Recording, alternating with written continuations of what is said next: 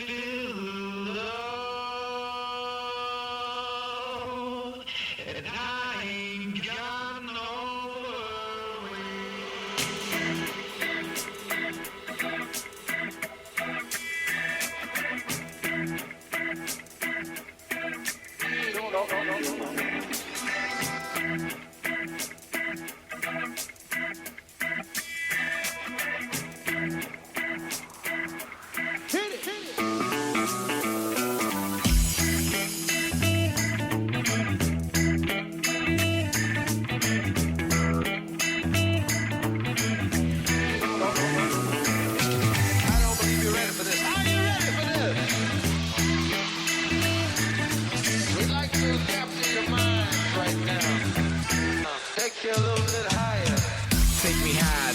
I got the fire flow. Shorty getting down, going up the fire pole. Radical in the mitten where we mad cold. I got the roll. Welcome to someone's favorite movie podcast. I'm coming to you from the Podjack outside beautiful Flint, Michigan, USA. My name is Randy. With me is the one and only, your favorite person, Tom Co. Oh, man, I don't think I'm even my wife's favorite person. Thank you. Well, you're welcome. You're an idol of millions right now. I don't know if you know this about your lot in life at this second. Do I get royalties on this shit? Oh, no. This is all going in my pocketbook. I'm sorry. You never signed the contract that I sent God you. Damn it. I faxed it to your agent. I don't know what he's doing, but you might want to look into better representation. I don't know what me again. Well, there's slimy sorts. You got to have people nearby in your inner circle that you trust. I don't know. I guess you learned the lesson. But this is someone's favorite movie podcast. We look at all the cinematic treasures that, I don't know, you've kind of cast aside. If you have a favorite movie that you want us to cover, email us at someone'sfavoritemoviepodcast@gmail.com. Because I would love for this show to be full of listener recommendations. Oh, I just know we're going to end up covering that Cat in the Hat movie now, sir. Oh, well, if that's your favorite movie, the Cat in the Hat movie starring Mike Myers, never watch any other movies again because you are the worst person. you just, there are some limits. That's just a bad movie. That's not even a fun bad movie. That's not even a what the fuck is this bad movie. That's one of those punch the TV movies. Yeah, there's no redeeming qualities to it. And I know because I've actually seen it. I got dragged to the theater for that one. Guess what? I did too. Was it the one down the road from me where thank God they have booze? Yeah, we were we were probably in the same theater at the same time watching the same shitty movie and both groaning loudly. We're one of the few people in America to probably see that in the theater, so we're probably the only two that would admit to seeing it in the theater. This is true. But this is someone's favorite movie podcast, and we thank you for listening. We're slowly building up a listenership, and that's great. If you love what you hear, tell more people to listen, huh? Absolutely. All the movie freaks in your life, be like, hey, get a load of this in your ear holes, huh? Today we're covering a very awesome movie. It's called Tammy and the T-Rex. Tammy and the T-Rex, yes. I have to admit, I had never heard of this movie until you suggested it. I think I did myself a favor where I went into it completely blind. I just knew the title. And then I saw the cast, and it's like, what the fuck? Yes. That's a perfect reaction to this movie. It's one of those movies where the title says it all. Tammy and the T-Rex. There's Tammy, and then there's a T-Rex. What more could you want? You know what I kind of was reminded of when I was watching this movie? Did you ever see that fourth Texas Chainsaw Massacre? Texas Chainsaw, The Next Generation? No, but I want to desperately. With Matthew McConaughey and Renee Zellweger? Yes, That's what this movie reminded me of, except it was even less competently made. Yeah, I guess. And I'm not saying that in a bad way, by the way. This movie's faults are its virtue. Exactly. This is a fun, bad movie to watch. This is the opposite of The Cat in the Hat, I feel like. I went into this movie having heard of it, knowing it's very hard to find, also knowing that it's coming out later this month in a Gore edition on restored 4K Blu-ray. Oh my God! Seriously? Yes, Gore edition on Black Friday for $36. Yes, it's $36. yes, that's right. It's actually been making the rounds in theaters. This Gore cut, because apparently 10 minutes of the movie was cut with all this blood and gore, and it's been restored to give it an R rating again. So there you go. You could watch all this with extra blood and guts. $10. I would pay $10 for this movie. I would totally pay $10 for this movie in a heartbeat. I would. $35 is a bit steep for me at this moment in time. Like, I love it, but I don't love it that much. I think the price I put on this movie is less than $35. Some things you can't put. That would be fair. Yes. $10. Yeah, some things you can't put a value on. Tammy and the T-Rex, $10 definitely is appropriate. Wow, this was a ride, sir. It is a ride, and I went into it, like I said, only knowing the name, the basic plot, and I was very pleasantly surprised by it. I expected the absolute worst, and don't get me wrong, it's bad, but it's fun bad, I think. Yeah, but what I'm trying to figure out is it one of those movies that intentionally wants the audience to laugh at it, or did they actually try? He didn't actually try. So I did do some research here, and Stuart Raffle, who also directed The Ice Pirates and Paul Rudd's favorite movie, Mac and Me. If you ever see Paul Rudd on Conan O'Brien, he brings the clip of Mac and Me on there all the time. He was interviewed about coming up with the concept for Tammy and the T-Rex. He flat out asked, how did you come up with... Was mescaline involved? No, believe it or not. He came up with the idea. A guy came up to him who owned theaters in South America, and he said, I have a T-Rex. It was animatronic and was going to a park in Texas. The eyes worked, the arms moved, the head moved. He had it for 2 weeks before it was going to be shipped to Texas, and he came to me and said, we can make a movie with it. I said, what's the story? And he said, I don't have a story, but we have to start filming within the month. And so I wrote the story in a week. And it shows. And that's how he came up with. I love it though. It's kind of like those journals you see in bookstores, those writer's prompt journals. It's like you went to the coffee shop and then write the story. It's kind of like that, but in real life and with money involved. And it actually was seen by, I don't know, some people allegedly somewhere in some theaters. I think that's kind of cute. Did this actually get a theatrical release? I believe so, yeah. I'm sure it wasn't a very widespread release. It's only been released on VHS, which is why the quality of the one you saw was very... Looked like an old VHS, yeah. Exactly. I think that adds to the charm of it, though, honestly. I'm not sure how well it'll look in Blu-ray. I'm sure it's great, but I don't know. So he was asked, how did you come up with the idea? Because it's a crazy concept. You obviously couldn't play it as an actual monster because it wasn't that good of an animatronic beast. And I had to work with what was available, so that was the concept I came up with. The casting was interesting because we had two young cast members in Paul Walker and Denise Richards. It was Paul's first film, and he is so adorable and friendly. He was 17 years old and had the most amazing smile. Denise hadn't done anything either. At the end, when we did that sexy dance scene, she was so nervous as she was almost virginal, and then she ended up marrying Charlie Sheen. It's funny what happens. Oh, God. Yeah. I'm sure she guffaws about Charlie Sheen and her relationship daily. Yeah, exactly. And however, I mean, Denise Richards might have been virginal in this movie, but this came out in 1994, and not 4 years later, there was a movie she was in that I'm sure all boys of a certain age saw at least certain scenes of over and over again, a little movie called Wild Things.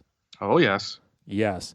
I haven't even seen that full movie. I'm not even going to lie about it, but I've seen certain scenes several hundred times.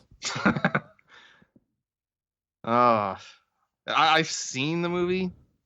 I can't tell you what it's about. No. Can't even tell you who else is in it, except for Nev Campbell and Denise Richards. Kevin Bacon. Well, Kevin Bacon's in fucking everything. Well, 6 Degrees, you know. And actually, when she did this movie, she's only 5 years removed from being a Bond girl. So, I mean, careers can take off, huh? Hollywood's a weird place, guys. Yeah, absolutely. Not only that, but Pedro from Napoleon Dynamite is in the movie as a pizza boy. I mean, it's full of stars. We get a actual walking, talking, living, breathing Barry. Or what was it? Weekend at Barney's or Barry's or Weekend at Bernie's. Yes. Bernie's. Weekend at Barry's. Yeah. Close enough. Don't worry. Weekend at Bernie's is going to be covered on this show at some point because I'm fascinated by the fact that somebody thought that was a great idea. So how do you describe this movie? If it was an MTV special, it would be True Life, My Boyfriend's a T-Rex. I think that's what it would be called. It belongs to that weird genre of movies. I don't think it's an official genre of movies, but it should be. It's called My Boyfriend Came Back from the Dead genre. Because true love can never die, you see. Especially if you're a teen, that's the truest love one can ever experience. I mean, you know that, Tomko, because you married your high school sweetheart, right? I did indeed. And you died twice and came back from the dead, so you definitely belong. Well, in all fairness, she died 3 times. You know, I owe her one. You know what? It's not a competition. Tell her that. Just because you're married, you don't always have to let her win, you know? Yeah, you do. Okay. You've never been married. You don't know. Yeah, because I'm the smart one. And speaking of my wife, last couple times we talked, I mentioned how my wife was so pissed off at the movies that I was making her watch for this show. Yes. I am so glad I watched this while she was at work because chances are I would be bunking down at the pod shack because of this movie. Probably. I think we should have a segment on the show called Mrs. Tomko gives a thumbs up or a thumbs down. And you told her the concept for this movie. You told her about it, and she did not approve, did she? I showed her the goddamn poster, and she just, I texted her when she was asking me what I was doing, and she just says, why? Oh. So, but still, I mean, the thing I'm trying to figure out is who is this movie aimed at? Because the concept is very kid-friendly, but you also have blowjob jokes. It's almost like they wanted it to be a teen movie, but the idea is so stupid that it couldn't possibly be a teen movie. Yet you have a giant, ridiculous-looking T-Rex.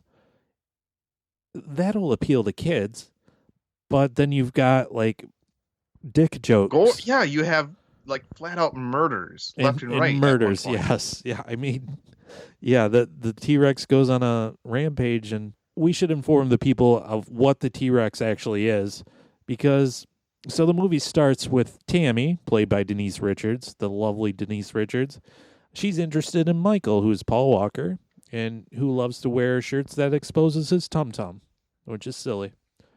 But Michael is kind of afraid for Tammy's safety because, of course, she got mixed up in the wrong crowd, as they do.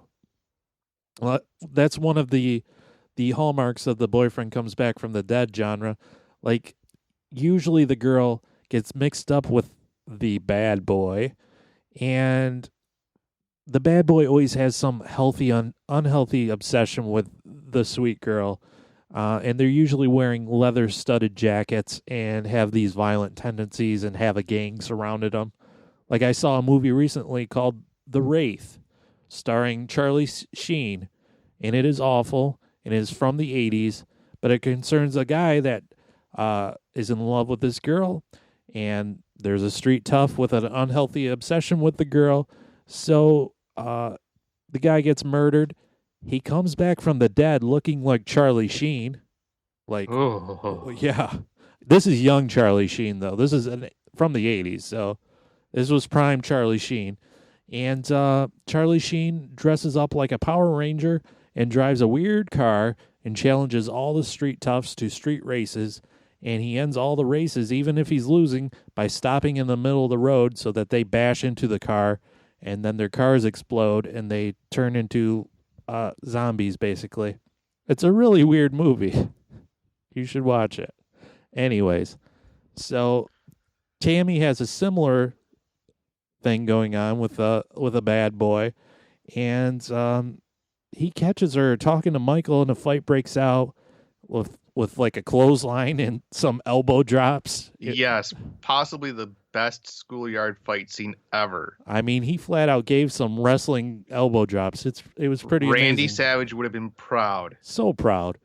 And the police finally show up, and when the fight was at a stalemate because both boys were grabbing each other's nuts, the officer says, "What we have here is one of them testicular standoffs."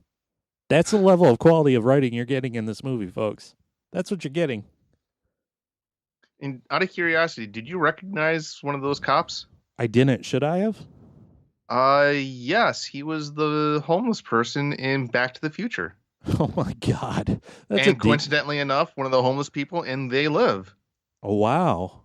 Yes. This is a step up for him. Well, yeah, he got, I want to say, like 5 lines in this movie. Do you know this gentleman's name? Bud something or other. Ah, man. That's a pretty keen eye there. See, I never pick up on those. There's a lot of people that can pick up on like random people, like, oh, he was the cop in Murder, She Wrote. I'm like, well, how did you even pay attention to that ever? Okay, I was off. His name is George Buck Flower. That's a name. That is a hell of a name. Buck Flower. Well, Michael gets the best of this fight because while the bully is writhing on the ground in pain, Michael stands tall because he was wearing a cup the whole time. Haha, that clever bastard. Who the hell does that? He just randomly wear a cup all over the place. I don't know if that was trying to hide his boner for Denise Richards there or what, but he had that cup on. It paid off this time. Yeah, it paid off. So the scene cuts then, and we go to old Bernie himself. I gotta look up his name because it's stupid. Dr. Wackenheimer or something like that. Wackenstein. Thank you, sir. Dr. Wackenstein. Ugh.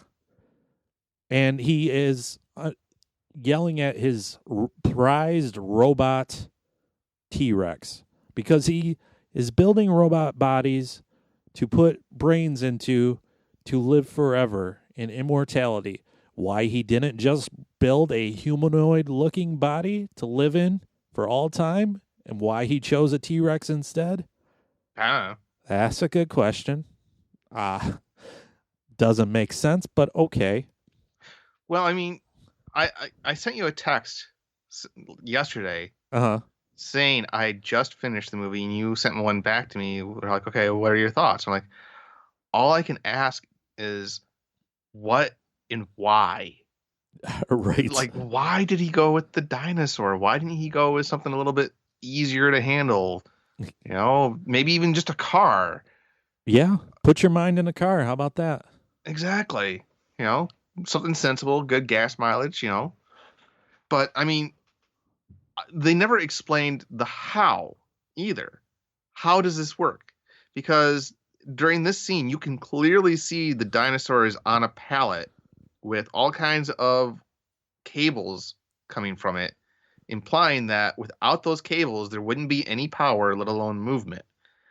How does the brain give the electricity to the dinosaur? That doesn't make any sense.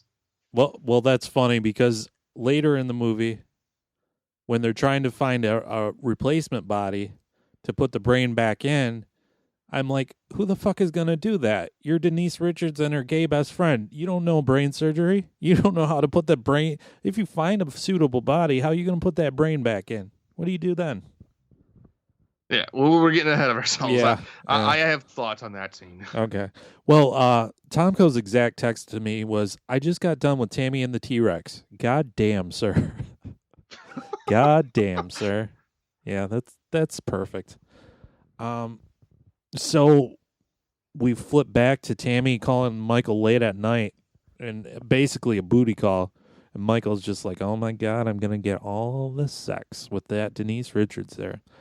And so he can barely see straight, and his voice is going all high-pitched. That means he's real excited. So he runs over to Tammy's house, climbs up the trellis to her room, and a couple of classmates see him climbing into her bedroom window above her parents' garage, and they tattle on him and call Billy the street tough from before. They make out, of course, in the room, and suddenly they're in love because that's all it takes. It's just Another odd detail in this scene was during the middle of the makeout session where he's trying to be super quiet and literally throwing her furniture around. right. The phone in her room begins to ring, and it's her father. Yeah. Who's downstairs. What? Didn't your parents ever call you on your house phone from another room when you were younger? Yeah, I don't know. Yeah, instead of walking 3 steps up the stairs to be like, are you okay? Like, are you passed out or unconscious on the floor? Yeah, or what's that noise coming from your room? Yeah, just call the phone instead. Yeah, that's okay movie. Yeah. So they kiss, and suddenly they're in love, and I know this because they say I love you to each other. Like, what? That's all it takes is one kiss, and all of a sudden you're hard eyes, and that's it. It was 1994. It was a simpler time. I guess so. They didn't realize that that's not how love worked. You kissed once, and then that's it. Well, I guess we're married now. Are you pregnant? So, of course, Billy and his posse shows up to Tammy's house, and the parents basically just let this fucking thug. The father's like, oh my God, it's Billy. Yeah. Hold on, I'll take care of this. He just opens the door for them, and they all just pour in.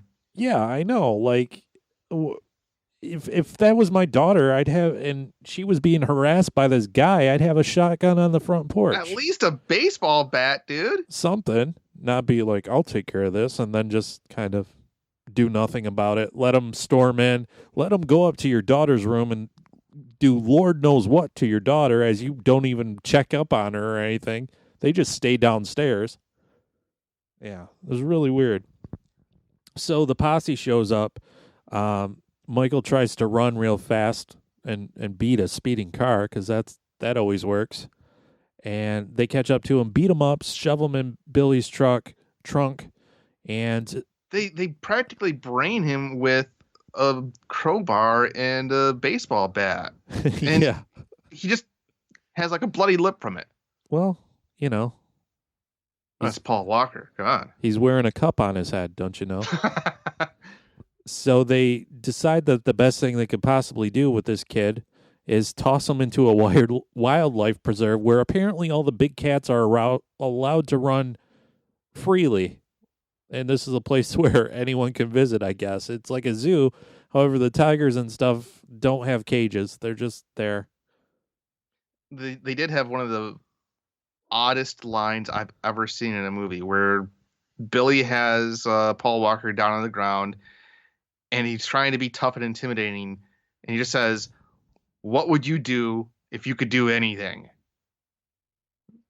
What? But apparently the answer to that question is feed Paul Walker to the lions. Yeah. Which, okay, that's acceptable. Yeah. And it's a similar line to that. On the way to the wildlife preserve or wherever, one of the henchmen is like, "How far are you going to go, boss?" And Billy goes, "I'm going all the way." What? Are you going to rape poor Michael? What does that even mean? You're going all the way, you freak. So they drop off Paul Walker, and he promptly gets his ass mauled by a lion until a park ranger kind of scares off the lion somehow, and they call an ambulance, and Michael's in a coma in the hospital, and everybody's real sad about that. And not a mark on him. Not a mark on him. I don't know why he's even in a coma, because you would think he'd just get a lot of scratches and stuff, or maybe an arm bitten off. I don't know how that causes a coma, but he's in a coma. Yeah, and then the doctor, Dr. Wackenstein, shows up out of nowhere because he needs a brain. He And needs he a just brain. happens to know that Michael's in a coma. Didn't he have somebody working at the hospital? He had somebody working at the hospital that called him and was like, "Hey, we got a candidate," like one of the nurses or doctors or something.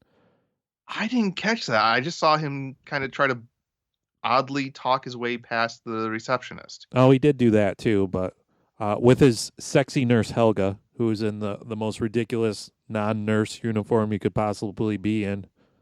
Yeah. So they learned that Michael's been comatose for 15 hours, and his only living relative is drunk Uncle Bob, who's just 5 sheets to the wind, maybe 8, sitting in the next to his bed with an open container of alcohol, which I'm sure is allowed in any hospital. You can just drink whatever you want and not even a thing.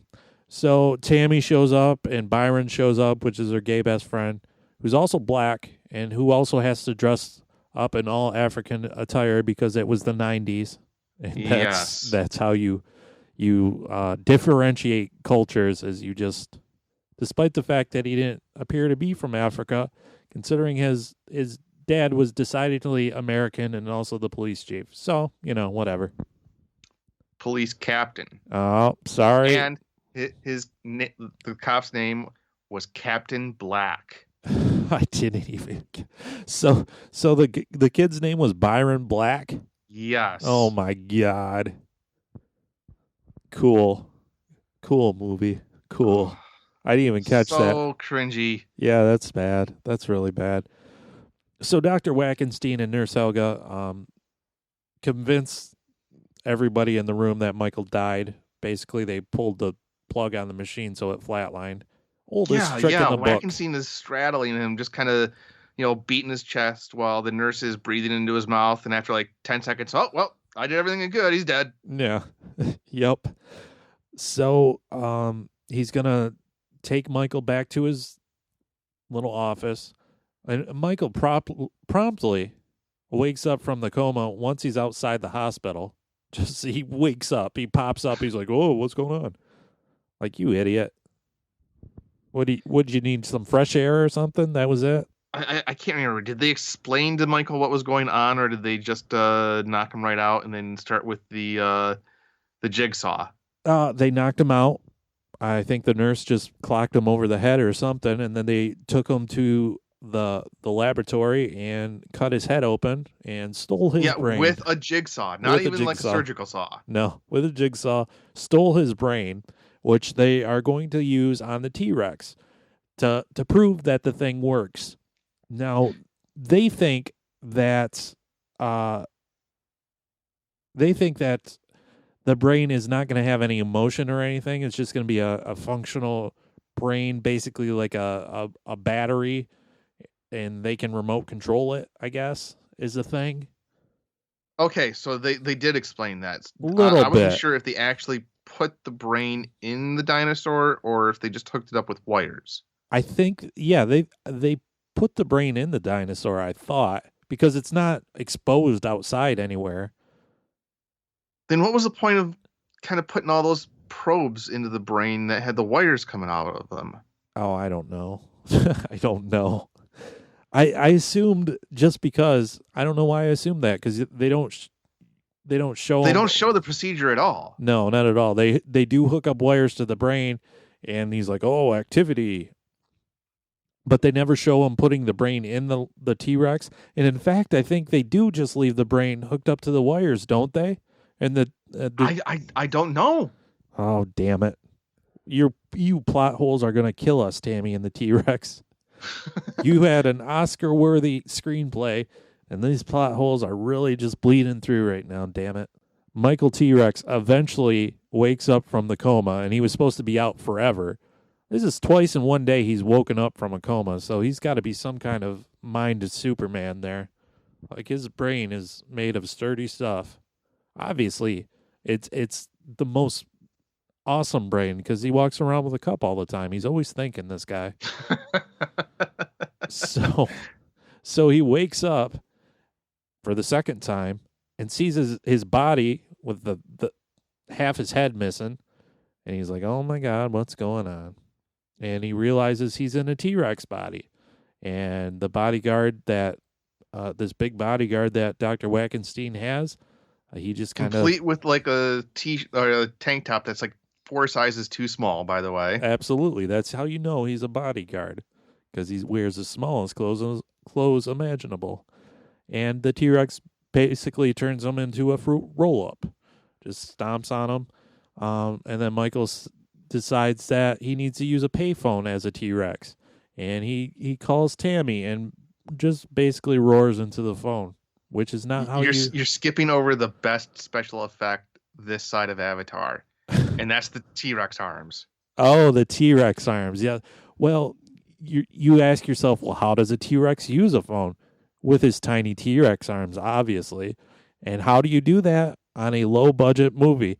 You have a man wearing a rubber T-Rex glove off to the side, like not even in line with where the arm would be on the T-Rex as it stands there, just up from underneath the camera, just grabbing that. Yeah, that was very distracting the whole time. You know, not to throw this kind of criticism at a movie called Tammy and the T-Rex, it did not make any anatomical sense because they show the length of the T-Rex's arms in the wide shots, and these are like way, way, way too long for that. Yeah, everybody knows that T-Rexes have those little stunted arms. That's the cutest thing. That's why they were so mad. Yeah, that's why they're so angry.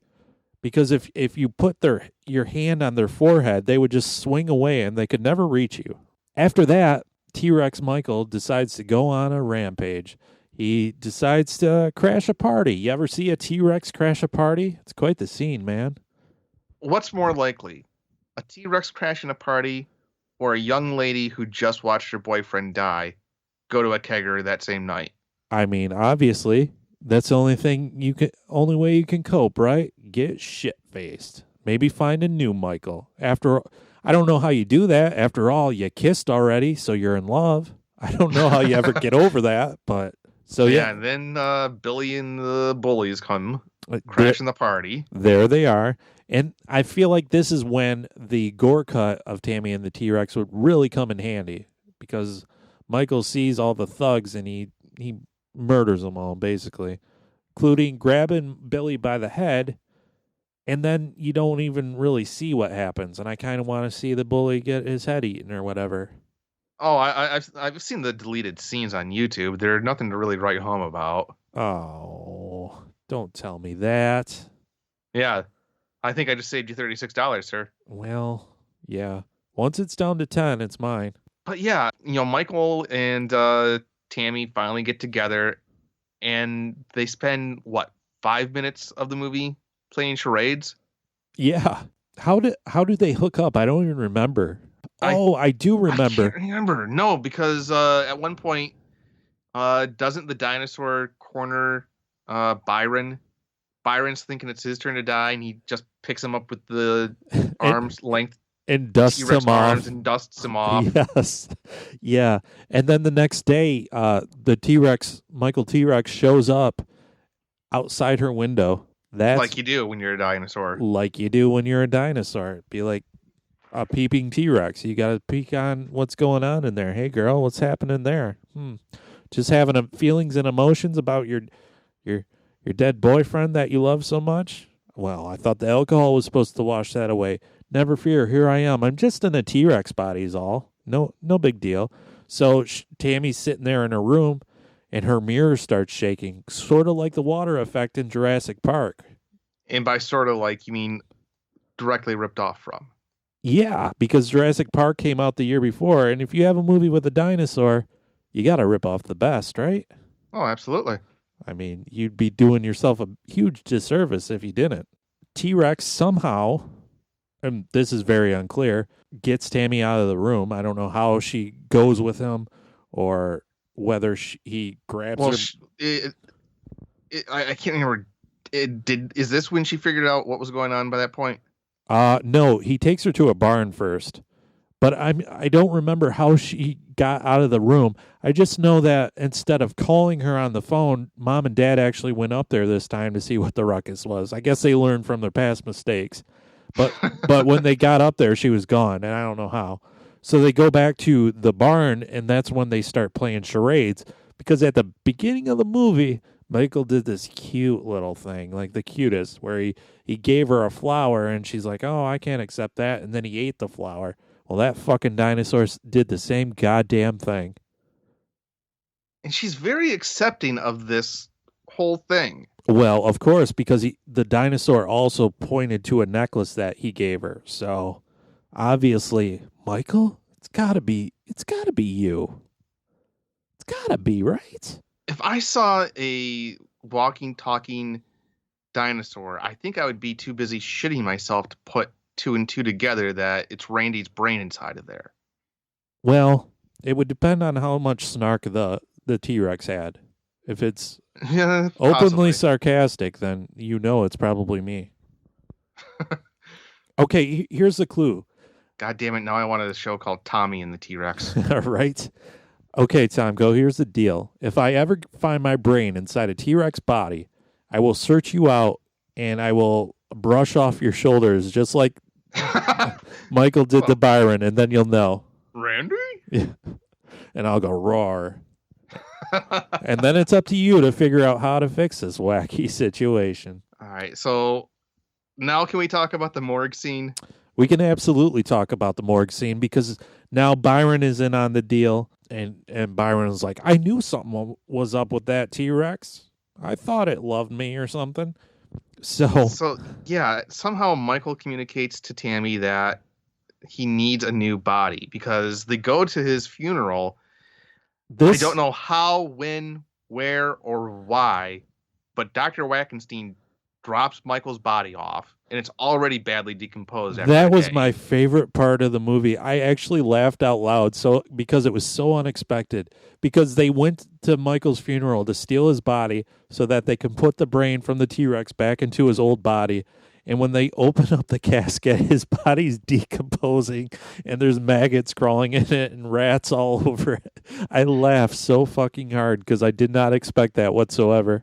Oh, and Michael is also at the funeral, and when drunk Uncle Bob gives the eulogy, the mechanical T-Rex is fucking crying tears. Yes. It's a robot. It can't technically do that. I mean, but yeah, tears. But yeah, they decide they need to get a fresh body. What better solution than to go to a morgue and steal a human body? And so basically they promise Michael to find him a new body at the morgue, steal it so that the loved ones of the deceased can never have full closure. Like, where did the bodies go?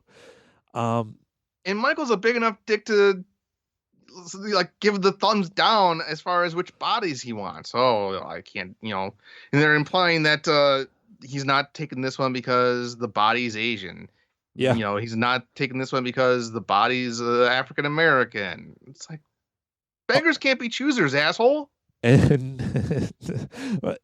I think Denise Richards gives her best line delivery in the entire movie in this scene when Byron pulls one out, a body, and pulls the cover aside, and they stare at his dick. And Byron goes, "Oh, he's perfect." And not for me. Yeah, not to me, he isn't. And just the line delivery and everything was perfect on that. I'm like, oh, you sassy girl.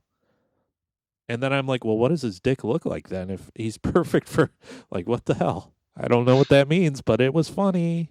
So where are we at? Where are we now? I have to be honest with you. This movie is just like one big jumbled ball of what the fuck in my head. So after that, Dr. Wackenstein shows up.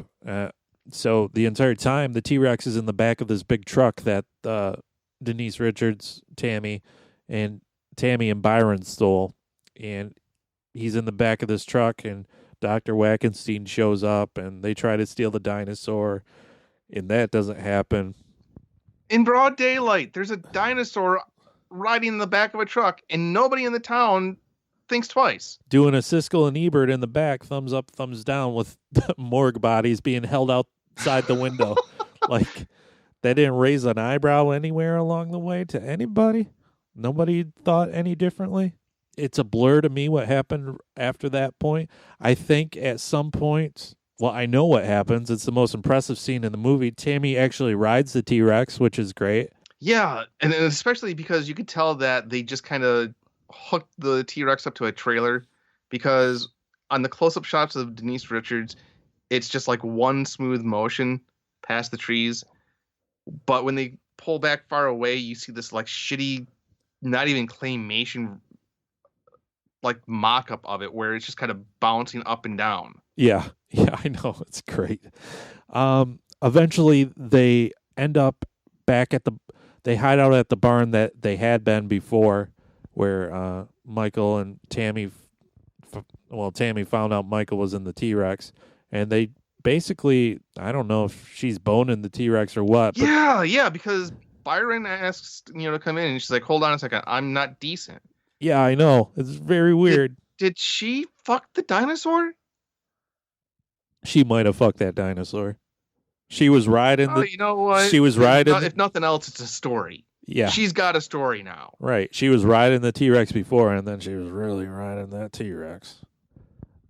So Byron shows up, and the cops followed Byron to the barn, and then there's a big standoff, and out of nowhere, they just shoot the dinosaur. Yeah, he kills the doctor, and in a very heartbreaking scene, they gun down the robot dinosaur, and Tammy is very upset by this. But somehow she convinces Lord knows who that Michael's brain was in the T-Rex, and they managed to save his brain. Again, how? I don't know. And how do you properly communicate that your deceased boyfriend's brain was in this T-Rex? And also, isn't he a criminal at this point? Because he murdered several dozen people at this point. Yeah. He straight up killed a bunch of people. So can't you arrest that brain? But no, they don't arrest the brain. They put him in Denise Richards, Tammy's room, and her parents are all right with this. Her boyfriend living with her in her room, and she's doing sexy dances for the brain because somehow they wired up a camera to the brain so that the brain can see her and talk to her. And talk to her. Technology, it was amazing in 1994. Apparently, we've devolved since then, but in 1994 we could do some shit. So Denise Richards is doing a sexy dance in her lingerie. Hey girl, hey. And Michael gets a brain boner and sparks fly. Yeah. So, yeah. Basically, one of the final shots of this movie is a detached human brain orgasming. Yeah. It climaxed all over the place, this brain. You're going to blow that brain up with your hot ass there, Tammy. Jeez, slow it down a bit. And that's Tammy and the T-Rex. And I loved it.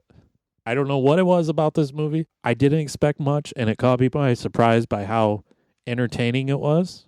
I think that's the right word. I think it's entertaining. Oh, I wasn't bored. Yeah, it's definitely ridiculous and definitely bad, but it's definitely entertaining as well, and that was great. It was fun. I want to recommend it, but I don't know who I'd recommend it to. Well, without being judged harshly. I recommended it to the girl I'm currently seeing. She's a fan of bad movies, and I'm like, hey, watch this. And she loved it too. Well, that's awesome. Yeah. So I'm like, well, apparently we're in love now and we have to get married. It's basically like the kiss, and then they were in love in Tammy's room. So obviously we're going to be married because of Tammy and the T-Rex. It's all because of Tammy and the T-Rex. So if whatever company, that's Vinegar Syndrome, I think they're called, are putting out the Blu-ray of Tammy and the T-Rex, if you guys want to send me a Gore cut for love, then for free, Hey, we're giving you a free plug. We're giving you a free plug. I don't know, we'll have a Tammy and the T-Rex wedding too, I guess, or something. I don't know. Oh, God, I can't wait to see the bridesmaids dresses. Yeah, I mean, I'll dress up like the T-Rex, and I don't know, it'll be, all the bridesmaids will be in the Tammy The ring lingerie. bearer and the flower girl will be dressed in eggshells. Yeah. And all the in-laws will be walking on eggshells saying, what is going on here? My initial thought on this movie was, you know how this past Halloween there was all the paranoia about there being weed infused candies handed out in trick or treats. Sure. Yeah, that's the new Razor scare. blade in the apple, yeah. Yeah. Which, by the way, has never happened in the history of Halloween candy, but that's another story. I can't help but wonder if this movie is the result of some 5th or 6th grader getting one of those edibles, and this is what he wrote down. That's the only way this makes sense. Well, I mean, Stuart Ratliff? Yeah. Probably did more drugs than Aleister Crowley, apparently. Stuart Raffle. Yeah, I mean, he wrote it in a week, so, it's you can check in the archives. Me and Tommy talked about on our first episode, No Holds Barred, and Hulk Hogan and Vince McMahon wrote that son of a bitch in a weekend, held up in a hotel, just Hulk and Vince. You can't tell me they were just drinking Pepsi. Oh, those poor housekeepers. Yeah, right. Oh, boy. So I did manage to find an interview with Paul Walker where he actually talks about Tammy and the T-Rex. I couldn't believe it. Really? This was on IGN in 2001, so it's an old article. From what I gather, the interviewer was following Paul Walker around for like a day or two, and they were promoting, it might have been the first Fast and Furious movie. Someone else can check the timeline, but it was one of the first ones anyways. And they're going to like old video stores and stuff. And so this is what's said. The interviewer was talking about VHS copies of Paul Walker's movies, indie movies that Paul Walker did. And Paul Walker's searching through the indie movies that the interviewer has. And he goes, what? No Tammy and the T-Rex? Where's that one? And then Paul Walker says, Denise Richards, what? Denise Richards, what? So the interviewer asked him about Tammy and the T-Rex, and he said, it was cool shit. What was I doing then? I mean, I don't think I was doing anything. I think I was smoking herb. You probably shouldn't print that, he laughs. Nah, seriously, just kind of came about. It was one of those things where I was approached by these guys, and they were like, yeah, we want to do a movie basically for under $1 million. And so I did it. I mean, that's the most Paul Walker quote ever, right? Yeah. And then, at least I gotta give him credit. He owned it. He did. It's not like Renee Zellweger and Matthew McConaughey, where they completely stayed away and disowned that Texas Chainsaw movie. Both he and Denise Richards have no problem with this being out there. No. And by the way, actors, you're not above the shit you did. Johnny Depp was in A Nightmare on Elm Street. Kevin Bacon was in Friday the 13th. Paul Rudd was in some shitty Halloween movie I saw the other day, 5 or 6, whatever, who cares?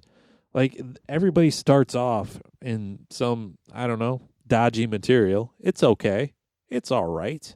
Yeah, and honestly, if you're going to act like you're bigger than that, that's kind of a dick move, because it's insulting to the people who are currently in those movies or have been in those movies before you. Yeah, later on in the interview, he talks about Tammy and the T-Rex again. He said, and Tammy and the T-Rex, I laugh because everyone is like, what? You worked with Denise Richards? And I'm like, yeah, what's up? Like, you wouldn't? Yeah. Like, I would be in the same room with Denise Richards. She's gorgeous. Absolutely. But I also read a little hot goss that maybe they after that movie they hooked up. Like, did they date in real life? Did Tammy really date that T-Rex? Oh, scandalous. Ooh. Yeah, I only found one article because honestly, even finding any information about Tammy and the T-Rex is near impossible. Yeah, there's not a whole lot written about it. So I don't know. As for me, I would definitely recommend this movie if you love bad movies and enjoy it, having a good time. Maybe drink a couple beers beforehand. I was going to say, this is one of those perfect movies. I think I described it on an earlier episode where you get home from the bar, you've got your friends, You got a 12-pack to split among 4 guys. What better way to, spend the evening than killing that thing while watching Tammy and the T-Rex? Perfect movie for that. It really is. I think that perfectly sums up this episode. I don't think we have anything more to say except for you can find me at mretailslave on the Twitters. Mr. Tom Cohen, where can they find you? You can find me on the Twitters at The Drunken Dork. It is in support of my show, Jake and Tom Conquer the World. I'm thinking by the time this episode's out, I will have at least one episode out there. I've got 4 of them banked up, ready to go. If you want to reach out to me on Facebook, you can also find me at Jake and Tom Conquer the Group. Sounds good. In the meantime, if you get bored, you can check out my big dumb comedy show with Tommy called Miserable Retail Slave. Please do that. And if you like what you hear, suggest to everyone you know, all the fellow movie lovers, to listen, please. We need more listeners. The more listeners, the more we can do listener and definitely send in your suggestions. Absolutely. That would be a lot of fun. Send in your bad movie recommendations and tell us why it's your favorite, and we'll decide whether or not we agree with you or not. All right. All right. We'll see you next time. See ya.